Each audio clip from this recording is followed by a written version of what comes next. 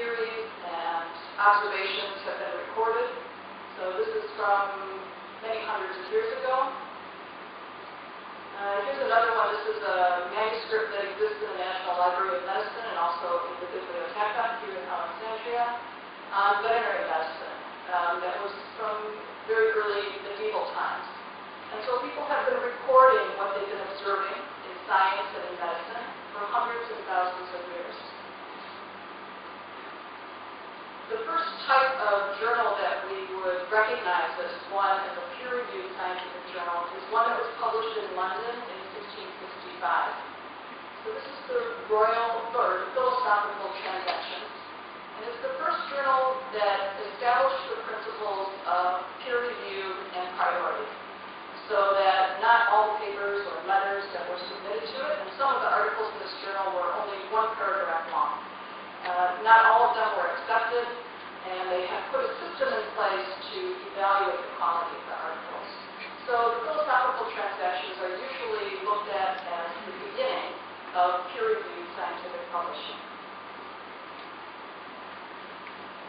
So let's talk a little bit more about the reasons why it's important for us to write and publish. First of all, you have something important to say. We've already mentioned how hard you're working in the laboratories. You also probably want to contribute to disseminating and advancing knowledge in your particular field. Perhaps you want to promote new thought or debate on a topic. Not all science is agreed upon by different people in different laboratories, for example. Or maybe you're going to write a letter to the editor that questions something that's been written previously. Maybe you want to change practice, and by practice I mean the way we do things in the world. So if you're working in environmental pollution, perhaps you want to change the way in which certain industries discharge water into the bay, coastal waters around Alexandria. So the applied aspects of what we do. We also use writing to educate, and not necessarily peer-reviewed scientific research articles, but maybe a review article is a way to educate, to provide a new perspective on some particular field. And certainly, articles are important for stimulating future research. You know how much you rely on the literature that you're reading, and in the same way, every paper that comes out has some small role to play in the advancement of research. So these are a lot of different reasons why it's important to write and publish. Can you think of any others?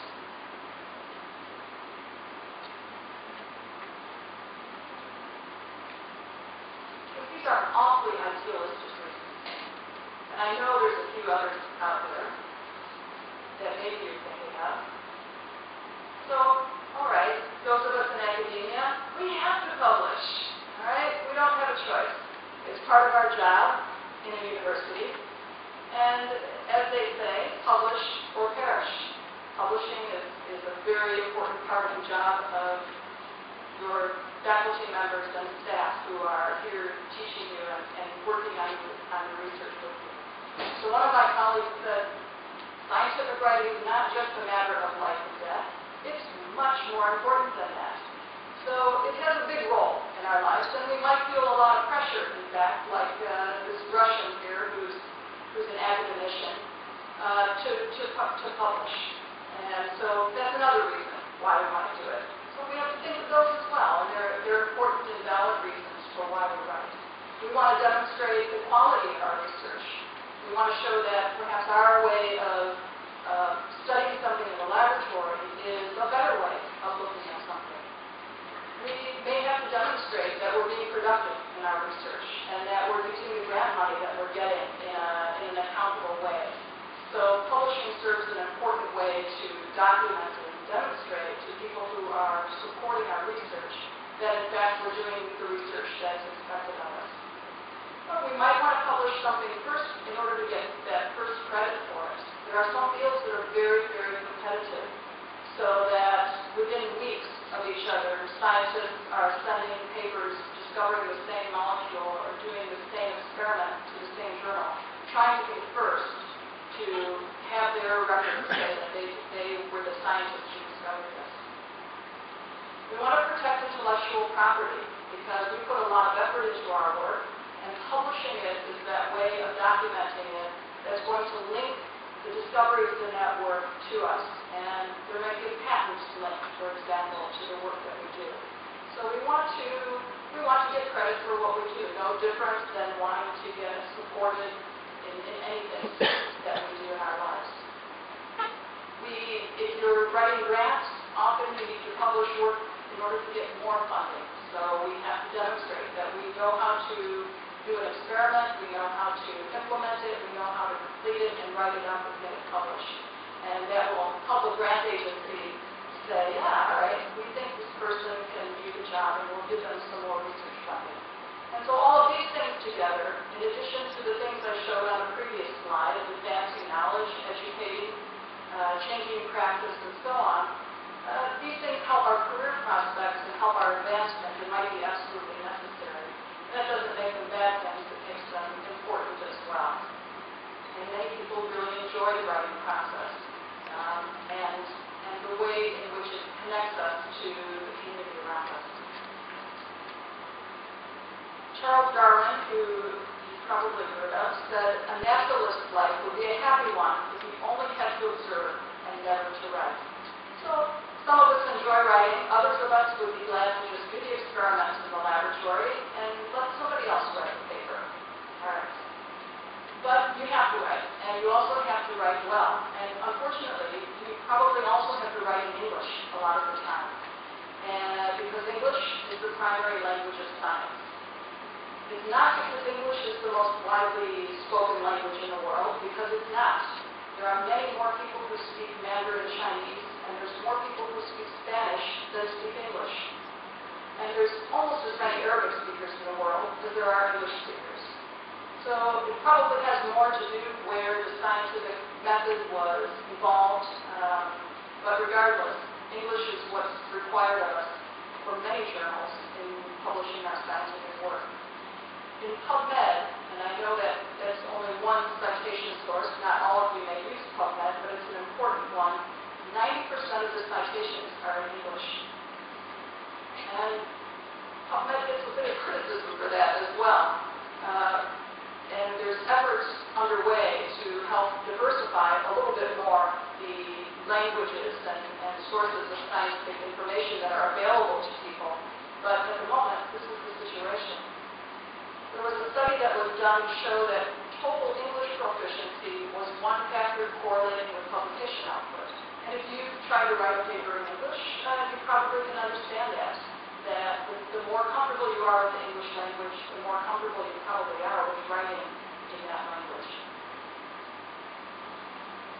That said, not being a native English speaker doesn't mean you can't write well in English. And there are many, many English speakers, native English speakers, who write really bad or badly. So writing well is something that can be learned, and it comes with practice. And that's true whether you're a native speaker or a non-native speaker. And hopefully in some of the sessions we have next week, we'll talk about ways that you can improve your writing. The main attributes of scientific writing aren't so much to have a huge vocabulary, but rather it's to be simple and explicit in how you express yourself so that the reader can understand it well and understand it clearly. And you'd be surprised how difficult that is for some people to accomplish.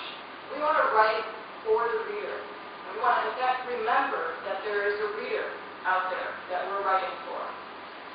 By keeping that in mind, maybe it takes a little of the pressure off to write complex papers because you're the one who knows your subject best. Writing it is not so much a matter of saying it in a complex or beautiful way. It's saying it clearly so that it can be understood by the person who's reading it. I don't know who Karl Popper was, but I really like this quote. It's only in attempts to explain his work to somebody who has not done it that he can acquire the discipline of clear and reasoned communication, which too is part of the scientific method. So this is a really important concept when it comes to writing. You're writing your work not only for people who know your work already, but for people who don't. And being able to explain what you've done, how you've done it, why you've done it a certain way, and what you think it means is a really important process to go through in understanding your own work and what the potential implications of it are. Of course, a lot of people think, all right, it's a medical journal, it's a scientific journal, it's much too important information to be readable. It has to be complex terminology, and therefore it must be really important because I can't understand a word that's being said. Yeah, and that's too bad. James Barry, I'm not sure if that's the author of Peter Pan, I hope not. The man of science appears to be the only man who has something to say just now, and the only man who does not know how to say it. And so this quote reinforces that we become really good at our science during our research and our postgraduate studies, but we aren't often given a lot of opportunity to learn how to report that science in a way that's going to be readable to the reader. So let me just mention, I want to really emphasize this aspect of readability and the fact that when we're writing to somebody and not just to get something down on paper. In the journal Nature, which I think all of you have heard of, a study was reported looking at the readability of the scientific literature. And they calculated what they called a Lex score. And basically, if an article had a very high Lex score, it meant it was very difficult to understand and very difficult to read. And here's a list of the different types of communication that were evaluated with this Lex score. You can see Nature, the journal, has the highest Lex score of 35. So it's very difficult for people to read articles in Nature. If we compare that with other kinds of magazines or with newspapers, the level of complexity of language there is much lower and more understandable. And of course, if we compare that with television or farmers talking to their cows, that's the other end of the spectrum, in which the vocabulary is fairly simple and easily understood. Now, obviously, we want to use proper terminology and the language that we learn in science, but if we look at this graph here, you can see that from 1900 to 1950 to 2000, the readability of the journal Science, and the journal Nature has decreased. The Lex score has increased over the last 100 years. These articles have become much more complex to read and become much less usable for the reader on the other side. So I think we want to remember that writing is also about reading. We're going to read, you're going to read, to stay current in your discipline. You're also going to identify papers that might serve as good models for you when you're writing your own paper. And there's two ways in which you're going to read articles that are going to be very helpful to you when you write articles. The first way is learning to browse articles quickly, and the second is learning to critically appraise them. How many of you have a journal club in your laboratory or your department here at the Institute? Do you know what I mean by a journal club? I mean a meeting where you get together with other postgraduate students and some staff, and you discuss the merits of a scientific paper together in your field. All right, well, we're going to talk a little bit about that because it's a very useful, learning to critically evaluate and read literature is a really important way to learn how to write good papers. So we're going to focus on that because it's going to help you in planning your own research. It's going to help you anticipate what peer reviewers are going to be asking you when you write your own paper. And we'll focus on that in the second half of the talk today. At the end of today's talk, we'll talk a little bit more about browsing because when you are doing research, you probably have a very thick pile of scientific papers that you have to read. Is that right? Do you have a few papers out there that you have to read through? And when we're reading papers, we want to get the most important information from them quickly. So I'll show you a technique to do that that will help you understand the key points of an article and how to use them. Okay, so we've talked about why it's important write and publish